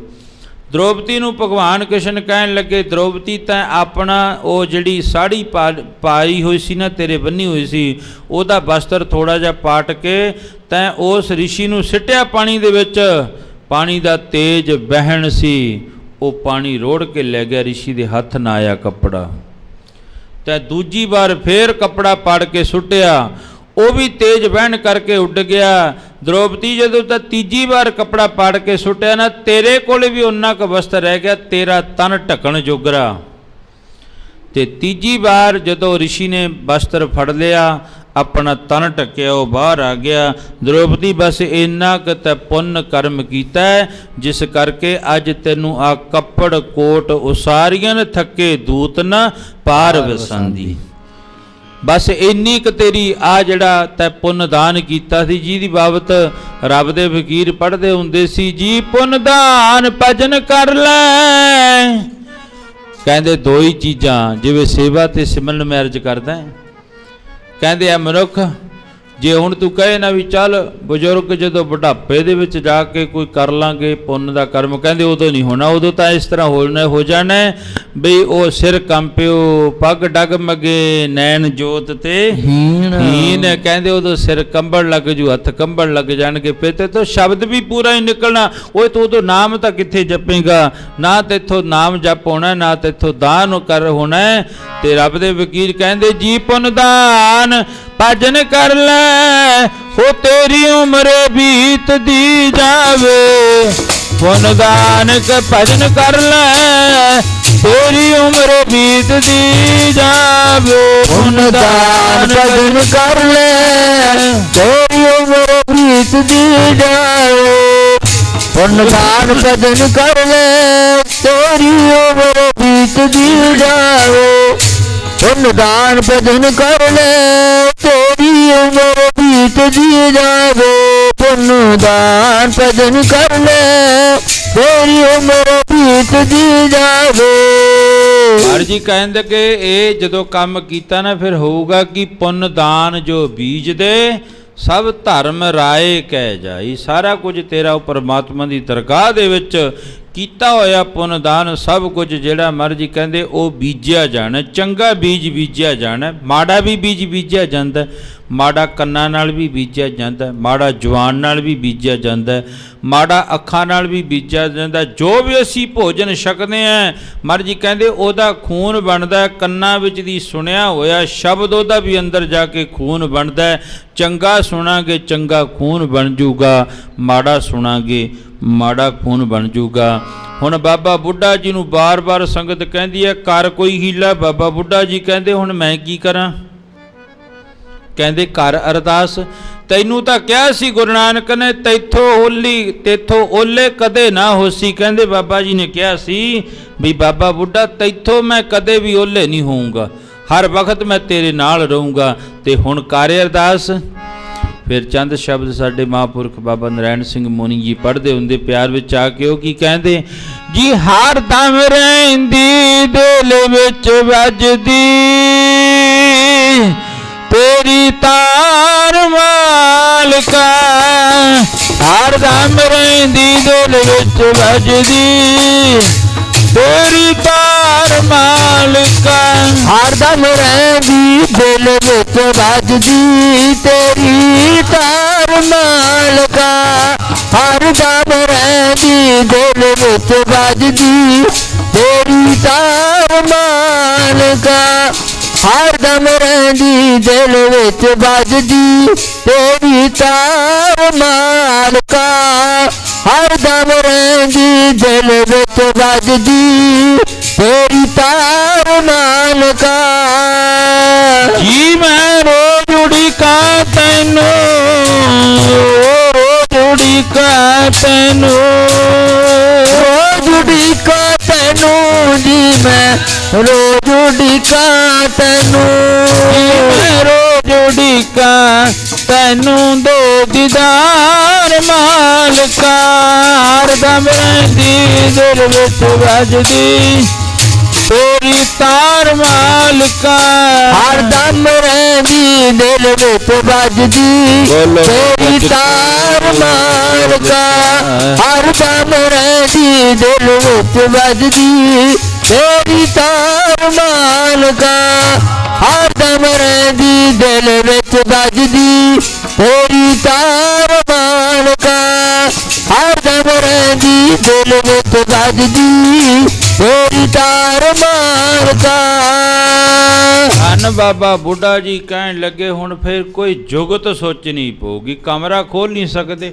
ਗੁਰੂ ਜੀ ਦਾ ਹੁਕਮ ਹੈ, ਜੇ ਆਪਾਂ ਕਮਰਾ ਖੋਲਿਆ ਗੇਟ ਖੋਲਿਆ, ਗੁਰੂ ਜੀ ਕਹਿਣ ਲੱਗੇ ਵੀ ਆਹ ਦੇਖ ਹੁਕਮ ਨਹੀਂ ਤਾਂ ਪੜਿਆ, ਹੁਕਮ ਮੰਨਿਓ ਗੁਰੂ ਕੇਰਾ ਗਾਵੋ ਸੱਚੀ ਬਾਣੀ। ਬਾਣੀ ਕਹਿੰਦੇ ਤੂੰ ਗੁਰੂ ਦੀ ਬਾਣੀ ਪੜਨ ਵਾਲਾ ਸਿੱਖ ਹੈ ਤਾਂ ਹੁਕਮ ਨਹੀਂ ਮੰਨਿਆ। ਤੇ ਫਿਰ ਧੰਨ ਬਾਬੇ ਬੁੱਢੇ ਨੇ ਉਸ ਕਮਰੇ ਦੇ ਪਿਛਲੇ ਪਾਸੇ ਦੀ ਚਲੇ ਗਏ, ਮਗਰਲੇ ਪਾਸੇ। ਇੱਕ ਸੱਬੜ ਲੈ ਲਈ ਬਾਬਾ ਬੁੱਢਾ ਜੀ ਨੇ, ਸੱਬੜ ਲੈ ਕੇ ਹੌਲੀ ਹੌਲੀ ਉਹ ਕਮਰੇ ਦਾ ਜਿਹੜੀ ਕੰਧ ਸੀ ਨਾ ਪਿੱਛੋਂ ਭੰਨਣੀ ਸ਼ੁਰੂ ਕਰ ਦਿੱਤੀ, ਖੜਕਾ ਵੀ ਨਹੀਂ ਹੋਣ ਦਿੱਤਾ। ਕਿਤੇ ਗੁਰੂ ਜੀ ਭਜਨ ਕਰਦਿਆਂ ਸਿਮਰਨ ਕਰਦਿਆਂ ਉਹਨਾਂ ਦੀ ਬਿਰਤੀ ਨਾ ਕਿਤੇ ਖੁੱਲ੍ਹ ਜਾਵੇ। ਵੈਸੇ ਤਾਂ ਇਹ ਹੈ ਜਦੋਂ ਮਨੁੱਖ ਭਜਨ ਕਰਨ ਲੱਗ ਗਿਆ, ਬੰਦਗੀ ਕਰਨ ਲੱਗ ਗਿਆ ਨਾ, ਉਹਦੀ ਬਿਰਤੀ ਵਿੱਚ ਕੋਈ ਫਰਕ ਪੈਂਦਾ ਹੀ ਨਹੀਂ ਹੈ, ਜੇ ਅਗਰ ਹੋਣ ਲੱਗ ਜੇ। ਗੱਲ ਇਹ ਹੈ, ਰਾਜੇ ਭਰਥਰੀ ਨੇ ਕਿਹਾ ਸੀ ਨਾ ਮੇਰੀ ਇੰਨੀ ਜੜ ਸਮਾਧੀ ਲੱਗ ਜਾਵੇ, ਮੇਰੇ ਨਾਲ ਮਿਰਗ ਜਿਹੜੇ ਨੇ ਹਿਰਨ ਉਹ ਖਹਿ ਖਹਿ ਕੇ ਲੰਘਣ ਪਰ ਮੈਨੂੰ ਪਤਾ ਨਾ ਲੱਗੇ। ਤੇ ਰਾਜੇ ਭਰਥਰੀ ਦੀ ਇੰਨੀ ਜੜ ਸਮਾਧੀ ਲੱਗ ਗਈ। ਸਮਾਧੀ ਲੱਗਣੀ, ਜਦੋਂ ਸਮਾਧੀ ਲੱਗ ਗਈ ਫਿਰ ਬੰਦ ਕੱਟਿਆ ਜਾਂਦਾ, ਸਮਾਧੀ ਖੁੱਲ੍ਹਦੀ ਨਹੀਂ ਹੈ। ਦੇਖ ਲਓ 3.5 ਟੋਕਰੇ ਸਿੰਘ ਸਾਹਿਬ ਭਾਈ ਮਨੀ ਸਿੰਘ ਜੀ ਦੇ ਭਰੇ ਗਏ ਮਾਸ ਦੇ, 3.5 ਟੋਕਰੇ ਬੰਦ ਕਰਕੇ ਕੱਟਿਆ ਗਿਆ ਪਰ ਸਮਾਧੀ ਨਹੀਂ ਖੁੱਲ੍ਹੀ। ਆਰਾ ਚੱਲ ਗਿਆ ਸੀਸ ਉੱਤੇ, ਸਮਾਧੀ ਨਹੀਂ ਖੁੱਲ੍ਹੀ। ਰੂੰ ਵਿੱਚ ਬੰਨ੍ਹ ਕੇ ਸਾੜਿਆ ਗਿਆ, ਸਮਾਧੀ ਨਹੀਂ ਖੁੱਲ੍ਹੀ। ਪਾਣੀ ਦੇ ਦੇਗੇ ਵਿੱਚ ਭਾਈ ਦਿਆਲੇ ਨੂੰ ਵਾਲ ਦਿੱਤਾ, ਸਮਾਧੀ ਨਹੀਂ ਖੁੱਲੀ। ਸੱਚੇ ਪਾਤਸ਼ਾਹ ਕਹਿੰਦੇ ਜੇ ਅਗਰ ਲੱਗ ਜਾਵੇ, ਉਹ ਕਿਹੜੀ? ਦੱਦਾ ਅੱਖੇ ਦੂਰ ਬੜੀ, ਮੰਜ਼ਿਲ ਫਕੀਰਾਂ ਵਾਲੀ। ਲੋਕਾਂ ਨੂੰ ਕੀ ਪਤਾ ਕਿੱਥੇ ਫਕਰ ਵਿਰਾਜਦੇ। ਕਹਿੰਦੇ ਪਤਾ ਕਿਸੇ ਨੂੰ ਬਈ ਰੱਬ ਦੇ ਫਕੀਰ ਕਿੱਥੇ ਵਿਰਾਜਦੇ? ਕੌਣ? ਉਹ ਦਿਨ ਰਾਤ ਦੀ ਸਮਾਧੀ ਲੱਗੀ ਰਹਿੰਦੀ ਪਿਆਰਿਆਂ ਦੀ, ਦਿਨ ਰਾਤ ਦੀ ਸਮਾਧੀ ਲੱਗੀ ਰਹਿੰਦੀ ਤੇਰੇ ਪਿਆਰਿਆਂ ਦੀ, ਦਿਨ ਰਾਤ ਦੀ ਸਮਾਧੀ ਲੱਗੀ ਰਹਿੰਦੀ ਏ। ਰੱਬਾ ਤੇਰੇ ਪਿਆਰਿਆਂ ਦੀ, ਉਹ ਦਿਨ ਰਾਤ ਦੀ ਸਮਾਧੀ ਲੱਗੀ ਰਹਿੰਦੀ ਏ। ਰੱਬਾ ਤੇਰੇ ਪਿਆਰਿਆਂ ਦੀ। ਦੱਦਾ ਅੱਖੇ ਦੂਰ ਬੜੀ ਮੰਜ਼ਿਲ ਫਕੀਰਾਂ। ਚਲੋ ਬਾਬਾ ਜੀ ਨੇ ਕਹਿਣ ਤੋਂ ਭਾਵ ਕਮਰੇ ਦੇ ਪਿੱਛੋਂ ਪਾੜ ਲਾ ਲਿਆ। ਉਹਨੂੰ ਪਾੜ ਕਹਿੰਦੇ ਨੇ, ਜਿਵੇਂ ਚੋਰ ਚੋਰੀ ਕਰਨ ਲੱਗੇ ਪਾੜ ਲਾਉਂਦੇ ਆ ਨਾ। ਬਾਬਾ ਜੀ ਨੇ ਹੌਲੀ ਹੌਲੀ ਹੌਲੀ ਹੌਲੀ 1 2 3 4 5 ਇੱਟਾਂ ਕੱਢੀਆਂ। ਦੇਖਿਆ ਮੇਰੇ ਵੜਨ ਜੋਗਰੀ ਜਗ੍ਹਾ ਰਹੇ, ਬਸ ਇੰਨਾ ਕੁ ਖੁੱਲ੍ਹ ਜੇ ਪਾੜ। ਜਦੋਂ ਦੇਖਿਆ ਬਾਬਾ ਬੁੱਢਾ ਜੀ ਨੇ ਵੜ ਕੇ ਵੀ ਠੀਕ ਹੈ, ਸੱਬਲ ਪਾਸੇ ਰੱਖਤੀ, ਸੰਦ ਪਾਸੇ ਰੱਖਤੇ। ਧੰਨ ਬਾਬਾ ਬੁੱਢਾ ਜੀ ਕਮਰੇ ਵਿੱਚ ਪ੍ਰਵੇਸ਼ ਹੋ ਗਏ ਅੰਦਰਲੇ ਵਿੱਚ। ਅੱਗੇ ਦੇਖਿਆ ਰੇਤ ਅੱਕ ਆਹਾਰ ਕਰ, ਰੋੜਾਂ ਕੀ ਗੁਰ ਕਰੀ ਵਿਛਾਈ, ਭਾਰੀ ਕਰੀ ਤਪੱਸਿਆ ਵੱਡਾ ਭਾਗ ਹਰ ਸਿਉ ਬਣ ਆਈ। ਅੱਗੇ ਜਾ ਕੇ ਦੇਖਿਆ ਗੁਰੂ ਅੰਗਦ ਸਾਹਿਬ ਮਹਾਰਾਜ ਦੀ ਸਮਾਧੀ ਲੱਗੀ ਹੈ। ਧੰਨ ਬਾਬਾ ਬੁੱਢਾ ਜੀ ਨੇ ਜਾ ਕੇ ਚਲਣਾ ਤੇ ਨਮਸਕਾਰ ਕਰ ਦਿੱਤੀ। ਨਮਸਕਾਰ ਕੀਤੀ। ਜਾਣੀ ਜਾਣ ਸੱਚੇ ਪਾਤਸ਼ਾਹ ਮਹਾਰਾਜ ਗੇਟ ਕੰਨੀ ਝਾਕੇ ਸਭ ਤੋਂ ਪਹਿਲਾਂ, ਬਾਬਾ ਬੁੱਢਿਆ ਉਹ ਤੈਂ ਸਾਡਾ ਹੁਕਮ ਨਹੀਂ ਮੰਨਿਆ? ਨਹੀਂ ਸੱਚੇ ਪਾਤਸ਼ਾਹ ਤੁਹਾਡਾ ਹੁਕਮ ਸਿਰ ਮੱਥੇ ਹੈ। ਫਿਰ ਤੂੰ ਆਇਆ ਕਿੱਥੋਂ ਦੀ ਹੈ? ਸੱਚੇ ਪਾਤਸ਼ਾਹ ਗੇਟ ਉਸੇ ਤਰ੍ਹਾਂ ਬੰਦ ਹੈ, ਤੁਹਾਡਾ ਹੁਕਮ ਸਿਰ ਮੱਥੇ ਮੰਨਿਆ। ਗੇਟ ਤੇ ਬਾਹਰਲੇ ਪਾਸੇ ਲਿਖਿਆ ਹੋਇਆ ਸੀ ਗੇਟ ਨਾ ਕੋਈ ਵੀ ਖੋਲੇ। ਤੁਸੀਂ ਇਹ ਤਾਂ ਨਹੀਂ ਲਿਖਿਆ ਵੀ ਪਿਛਲੇ ਪਾਸੇ ਦੀ ਵੀ ਨਾ ਕੋਈ ਆਵੇ, ਤੁਸੀਂ ਕੱਲਾ ਇਹ ਲਿਖਿਆ ਸੀ ਵੀ ਗੇਟ ਨਾ ਕੋਈ ਵੀ ਖੋਲੇ। ਇਸ ਕਰਕੇ ਸੱਚੇ ਪਾਤਸ਼ਾਹ ਤੁਹਾਡੀ ਕਿਰਪਾ ਦਾ ਸਦਕਾ ਮੈਂ ਪਿੱਛੋਂ ਦੀ ਪਾੜ ਲਾ ਕੇ ਆਪ ਜੀ ਦੇ ਦਰਸ਼ਨ ਕਰਨ ਵਾਸਤੇ ਆਇਆ। ਗੁਰੂ ਅੰਗਦ ਸਾਹਿਬ ਮਹਾਰਾਜ ਜੀ ਨੇ ਧੰਨ ਬਾਬਾ ਬੁੱਢਾ ਜੀ ਨੂੰ ਆਪਣੀ ਬੁੱਕਲ ਵਿੱਚ ਲੈ ਲਿਆ। ਬਾਬਾ ਬੁੱਢਾ ਉਹ ਤਾਂ ਹੀ ਤੂੰ ਗੁਰੂ ਨਾਨਕ ਦੀਆਂ ਖੁਸ਼ੀਆਂ ਲੈ ਲੀਆਂ, ਆ ਜੁਗਤੀਆਂ ਮੁਗਤੀਆਂ ਸਿੱਖ ਕੇ ਤੈਂ ਗੁਰੂ ਨਾਨਕ ਦੀਆਂ ਖੁਸ਼ੀਆਂ ਲੈ ਲੀਆਂ। ਤੇ ਗੁਰੂ ਅੰਗਦ ਸਾਹਿਬ ਮਹਾਰਾਜ ਜੀ ਨੂੰ ਫਿਰ ਬੇਨਤੀ ਕਰੀ। ਬਾਬਾ ਬੁੱਢਾ ਜੀ ਨੇ ਸੱਚੇ ਪਾਤਸ਼ਾਹ ਬਾਹਰ ਜਾ ਕੇ ਦੇਖੋ ਸੰਗਤ ਕਿਵੇਂ ਤੜਫ ਰਹੀ ਹੈ ਖੜੀ, ਤੇ ਸੰਗਤ ਨੂੰ ਦਰਸ਼ਨ ਦੇ ਦਿਓ। ਧੰਨ ਬਾਬਾ ਬੁੱਢਾ ਜੀ ਦੇ ਕਹਿਣ ਤੇ ਗੁਰੂ ਅੰਗਦ ਸਾਹਿਬ ਮਹਾਰਾਜ ਜਦੋਂ ਬਾਹਰ ਆਏ, ਆ ਕੇ ਦਰਸ਼ਨ ਦਿੱਤੇ ਸੰਗਤ ਨੂੰ। ਫਿਰ ਦੇਖਿਆ ਕਿੱਥੋਂ ਦੀ ਆਇਆ ਬਾਬਿਆ? ਕਹਿਣ ਲੱਗੇ ਜੀ ਆਹ ਪਾੜ ਲੱਗਿਆ ਹੋਇਆ। ਮਹਾਰਾਜ ਜੀ ਕਹਿੰਦੇ ਇਹਨੂੰ ਇਸੇ ਤਰ੍ਹਾਂ ਹੀ ਰਹਿਣ ਦਿਓ, ਇਤਿਹਾਸਕ ਸਥਾਨ ਬਣੇਗਾ। ਬਾਬਾ ਬੁੱਢਾ ਜੀ ਜਿਹੜਾ ਵੀ ਇਸ ਪਾੜ ਦੇ ਵਿੱਚ ਦੀ ਲੰਘੇਗਾ ਉਹਦੀ 84 ਕੱਟੀ ਜਾਵੇਗੀ। ਇਹ ਸ਼ਰਧਾ ਦੀ ਗੱਲ ਹੈ। ਹੁਣ ਦੋ ਲੋਕ ਵਸਦੇ ਨੇ, ਇੱਕ ਆਸਤਿਕ ਇੱਕ ਨਾਸਤਿਕ, ਇੱਕ ਚੰਗੇ ਇੱਕ ਮਾੜੇ, ਇੱਕ ਗੁਰਮੁਖ ਇੱਕ ਮਨਮੁਖ। ਤੇ ਆਪਾਂ ਸੰਗਤ ਕਿਹਦੀ ਕਰਨੀ ਹੈ? ਚੰਗੇ ਪੁਰਸ਼ਾਂ ਦੀ ਕਰਨੀ ਹੈ। ਚੋਰ ਦੀ ਸੰਗਤ ਕਰਕੇ ਕੀ ਬਣਾਂਗੇ? ਚੋਰ। ਸਾਧ ਦੀ ਸੰਗਤ ਕਰਕੇ ਕੀ ਬਣਾਂਗੇ? ਸਾਧ। ਮਹਾਰਾਜ ਜੀ ਕਹਿੰਦੇ ਚੰਗੇ ਮਨੁੱਖ ਦੀ ਸੰਗਤ ਕਰੋ, ਜਿਹਦੀ ਸੰਗਤ ਕਰਨ ਦੇ ਨਾਲ ਸਾਨੂੰ ਉਸ ਮਾਲਕ ਦੀ ਦਰਗਾਹ ਦੇ ਵਿੱਚ ਕਿਤੇ ਥੁੱਕਾਂ ਨਾ ਪੈਣ। ਤੇ ਚੰਗੇ ਪੁਰਸ਼ ਕੌਣ ਨੇ? ਧੰਨ ਬਾਬਾ ਬੁੱਢਾ ਜੀ ਮਹਾਰਾਜ ਵਰਗੇ, ਧੰਨ ਗੁਰੂ ਅੰਗਦ ਸਾਹਿਬ ਮਹਾਰਾਜ ਜੀ ਵਰਗੇ, ਧੰਨ ਉਹ ਗੁਰੂ ਕੇ ਸਿੱਖ ਜਿਨ੍ਹਾਂ ਦੀ ਸੰਗਤ ਕਰਕੇ ਸਾਡਾ ਵੀ ਭਲਾ ਹੋ ਜਾਵੇ। ਤੇ ਬਾਬੇ ਬੁੱਢੇ ਨੂੰ ਗੁਰੂ ਅੰਗਦ ਸਾਹਿਬ ਮਹਾਰਾਜ ਨੇ ਕਿਹਾ 84 ਕੱਟੀ ਜਾਊਗੀ। ਅੱਜ ਤੁਸੀਂ ਗੋਂਦਵਾਲ ਸਾਹਿਬ ਜਾਓ, ਉੱਥੇ ਬੌਲੀ ਬਣੀ ਹੈ 84 ਪੌੜੀਆਂ ਵਾਲੀ। ਦੇਖੋ ਜੇ ਤੁਸੀਂ ਕਿਸੇ ਨੂੰ ਕਹੋ ਨਾ ਸਿੱਧਾ ਵੀ ਤੂੰ ਪਾਠ ਕਰ ਜਪਜੀ ਸਾਹਿਬ ਦਾ, ਉਹ ਇੱਕ ਅੱਧਾ ਮਸਾ ਕਰੂਗਾ, ਬਘਿਆੜ ਵਾਸੀਆਂ ਨਾਲ ਲੱਗ ਜੂਗਾ, ਮੈਥੋਂ ਨਹੀਂ ਹੁੰਦਾ ਜੀ। ਪਰ ਉਹ ਇੱਕ ਜੁਗਤੀ ਬਣਾ ਦਿੱਤੀ ਗੁਰੂ ਅਮਰਦਾਸ ਮਹਾਰਾਜ ਜੀ ਨੇ ਵੀ ਜਿਹੜਾ ਵੀ ਇਸ ਬੌਲੀ ਸਾਹਿਬ ਦੇ ਵਿੱਚ ਇਸ਼ਨਾਨ ਕਰੂਗਾ, ਬੌਲੀ ਦਾ ਮਤਲਬ ਹੁੰਦਾ ਪਾਣੀ ਡੂੰਘਾ, ਥੱਲੇ ਤੁਰ ਕੇ ਉੱਥੇ ਜਾ ਕੇ ਪਾਣੀ ਤੱਕ ਪਹੁੰਚ ਜਾਵੇ। ਖੂਹ ਦਾ ਭਾਵ ਹੁੰਦਾ ਹੈ ਵੀ ਉੱਪਰ ਖੂਹ ਦੇ ਉੱਪਰ ਖੜ ਕੇ ਪਾਣੀ ਕਿਸੇ ਯਤਨ ਦੁਆਰਾ ਕੱਢਿਆ ਜਾਂਦਾ ਹੈ। ਤੇ ਬੌਲੀ ਸਾਹਿਬ ਮਹਾਰਾਜ ਜੀ ਨੇ ਬਣਾਈ, ਉਹ ਬੌਲੀ ਦੇ ਵਿੱਚ ਸਿੱਧਮ ਸਿੱਧੀਆਂ ਪੌੜੀਆਂ ਜਾਂਦੀਆਂ ਨੇ। ਮਹਾਰਾਜ ਜੀ ਨੇ ਕਿਹਾ ਸਿੱਖਾ ਇੱਥੇ ਤੂੰ ਇੱਕ ਪਾਠ ਜਪਜੀ ਸਾਹਿਬ ਦਾ ਇੱਕ ਪੌੜੀ ਉੱਤੇ ਬੈਠ ਕੇ ਕਰਕੇ ਆਈ, ਫੇਰ ਥੱਲੇ ਜਾ ਕੇ ਇਸ਼ਨਾਨ ਕਰੀ, ਫੇਰ ਆ ਕੇ ਪਾਠ ਕਰੀ, ਫੇਰ ਇਸ਼ਨਾਨ ਕਰੀ। ਤੇ ਇੰਨੇ ਨਾਲ ਜਦੋਂ ਤੂੰ 84 ਪਾਠ ਕਰੇਂਗਾ, 84 ਵਾਰੀ ਇਸ਼ਨਾਨ ਹੋ ਗਿਆ, ਤੇਰੀ 84 ਕੱਟੀ ਜਾਊਗੀ। ਹੁਣ ਨਾਸਤਿਕ ਲੋਕਾਂ ਦਾ ਖਿਆਲ ਦੇਖ ਲਓ ਦੂਜੇ ਪਾਸੇ, ਉਹ ਕਹਿੰਦੇ ਇਸ ਤਰ੍ਹਾਂ ਕਿਵੇਂ ਹੋ ਸਕਦਾ। ਉਹਨਾਂ ਨੂੰ ਪੁੱਛੋ ਤੂੰ ਕਿੰਨੇ ਪਾਠ ਕਰਦਾ, ਬਸ ਇੱਥੋਂ ਹੀ ਪਤਾ ਲੱਗ ਜੂ ਤੂੰ ਨਿਤਨੇਮ ਕਰਦਾ। ਜਿਵੇਂ ਬਾਬਾ ਅਤਰ ਸਿੰਘ ਮਹਾਰਾਜ ਜੀ ਸਮਾਧੀ ਲਾਈ ਬੈਠੇ ਨੇ, ਉਹਨਾਂ ਨੂੰ ਜਾ ਕੇ ਅਕਾਲੀ ਸਿੰਘ ਨੇ ਆਖਿਆ ਇਹ ਸਮਾਧੀਆਂ ਲਾ ਕੇ ਨਹੀਂ ਹੈ ਇਸ ਤਰ੍ਹਾਂ ਜਿਹੜੀ ਕੌਮ ਦਾ ਪੰਥ ਦਾ ਕੰਮ ਚੱਲਣਾ। ਬਾਬਾ ਜੀ ਕਹਿੰਦੇ ਕਿਉਂ? ਕਹਿੰਦੇ ਅੱਜ ਕੌਮ ਤਾਂ ਨਿੱਘਰਦੀ ਜਾ ਰਹੀ ਹੈ, ਪੰਥ ਖਾਲਸਾ ਨਿੱਘਰਦਾ ਜਾ ਰਿਹਾ, ਤੁਸੀਂ ਇੱਥੇ ਸਮਾਧੀਆਂ ਲਾ ਕੇ ਬੈਠੇ ਹੋ। ਬਾਬਾ ਅਤਰ ਸਿੰਘ ਮਹਾਰਾਜ ਜੀ ਸਹਿਜ ਸੁਭਾਅ ਦੇ ਵਿੱਚ ਆ ਕੇ ਕਹਿਣ ਲੱਗੇ ਸਿੱਖਾ ਬੈਠ ਜਾ ਇੱਥੇ। ਉਹਦੀ ਤਾਮਸ ਬਿਰਤੀ ਹੋਊਗੀ, ਪਹਿਲੀ ਗੱਲ ਜਿਹੜਾ ਸ਼ੰਕਾਵਾਦੀ ਹੋਊ ਨਾ ਉਹਦੀ ਤਾਮਸ ਬਿਰਤੀ ਹੋਊਗੀ। ਬਾਬਾ ਜੀ ਕਹਿਣ ਲੱਗੇ ਬੈਠ ਜਾ ਤੇ ਸ਼ਾਂਤ ਸੁਭਾਅ ਨਾਲ ਕੋਲ ਬਿਠਾ ਲਿਆ, ਜਲ ਛਕਾਇਆ, ਗੱਲਾਂ ਬਾਤਾਂ ਕਰਦੇ ਕਰਦੇ ਬਾਬਾ ਜੀ ਕਹਿਣ ਲੱਗੇ ਸਿੱਖਾ ਕਿੰਨੇ ਵਜੇ ਉੱਠਦਾ ਹੁੰਨਾ? ਕਹਿੰਦਾ ਜੀ 7 ਵਜੇ। ਕਿੰਨਾ ਪਾਠ ਕਰਦਾ ਹੁੰਨਾ? ਕਹਿੰਦਾ ਜੀ ਪਾਠ ਤਾਂ ਬਸ ਸਾਡੇ ਘਰ ਹੀ ਸੁਣ ਜਾਂਦਾ ਹੁੰਦਾ ਸਪੀਕਰ ਰਾਹੀਂ, ਅਸੀਂ ਤਾਂ ਕਰਿਆ ਨਹੀਂ। ਕਹਿੰਦੇ ਜਿੰਨਾ ਚਿਰ ਤੂੰ ਆਪਣਾ ਜੀਵਨ ਨਹੀਂ ਨਾ ਬਣਾਉਂਦਾ ਉਹਨਾਂ ਚਿਰ ਤੂੰ ਪੰਥ ਦੀ ਗੱਲ ਨਹੀਂ ਕਰ ਸਕਦਾ। ਬੋਲੋ ਸਤਨਾਮ।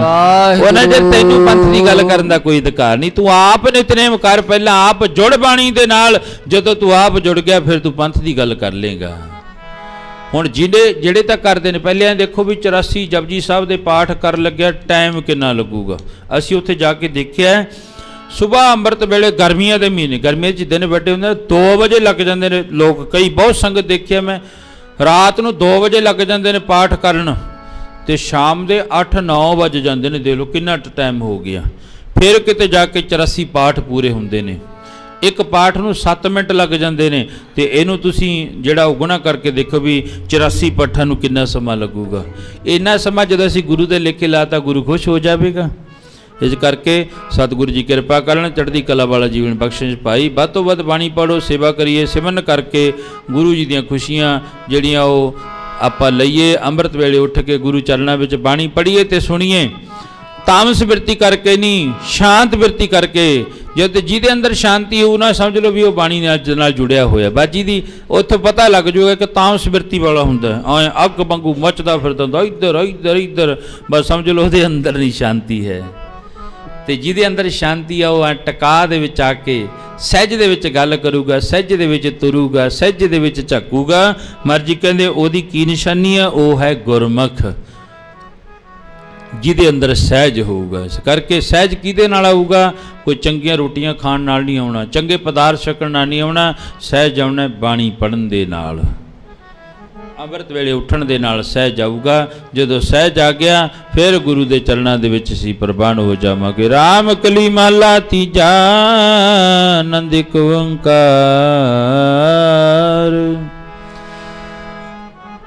ਸਤਿਗੁਰ ਪ੍ਰਸਾਦ ਆਨੰਦ ਪਿਆ ਮੇਰੀ ਮਾਏ। ਸਤਿਗੁਰ ਤਾ ਪਾਇਆ ਸਹਿਜ ਸਿੱਧ, ਮਨ ਵਜੀਆਂ ਵਧਾਈਆਂ। ਰਾਗ ਰਤਨ ਪਰਵਾਰ ਪਰੀਆਂ, ਸ਼ਬਦ ਗਾਵਣ ਆਈਆਂ। ਸਬਦੋ ਤਾ ਗਾਵੋ ਹਰੀ ਕੇਰਾ, ਮਨ ਜਿਨੀ ਸਾਇਆ। ਕਹਿ ਨਾਨਕ ਆਨੰਦ ਸਤਿਗੁਰੂ ਮੈਂ ਪਾਇਆ। ਏ ਮਨ ਮੇਰਿਆ ਤੂੰ ਸਦਾ ਰੋ ਅਰਨਾਂਦ। ਨਾਲ ਰਹੋ ਤੂੰ ਮਨ ਮੇਰੇ, ਦੁਖ ਸਭ ਵਿਸਾਰਨਾ। ਕਾਰੋ ਕਰੇ ਤੇਰਾ ਕਾਰਜ ਸਭ ਸਵਾਰਨਾ। ਸਭ ਨਾਗਲਾ ਸਿਮਰਤ ਸੁਆਮੀ, ਸੋ ਕਮਨ ਵਿਸਾਰੇ। ਹੈ ਨਾਨਕ ਮਨ ਮੇਰੇ ਸਦਾ ਰੋ ਵਰਨਾਲੇ।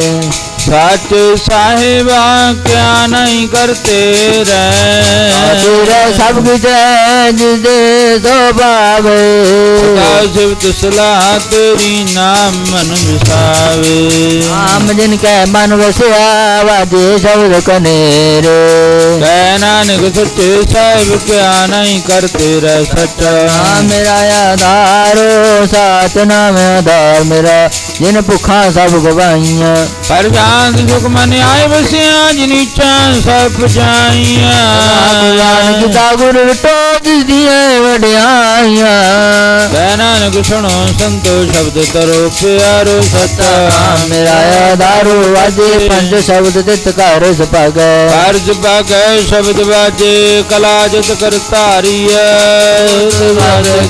काल कंटक मारिया कर्म पाया तुझन को से नाम हर के लागे है नानक तैग गो आदित्य कार्य अनाद वाजे सुनो बट भागियो सकल मनोरथ पूरे प्रेम प्रभा उतरे सगल सूरे उभरो संधा पुत्रे सुनी सच्ची बाणी अंत साधन पे दर से पूरे गुर के जानी उनते विनीत कहते सतगुर या भरपूर नान गुर चरण लगे वाजे अनहद तूरे का खालसा वाहिगुरु जी की फतेह वाहिगुरु जी का खालसा वाहिगुरु जी की फतेह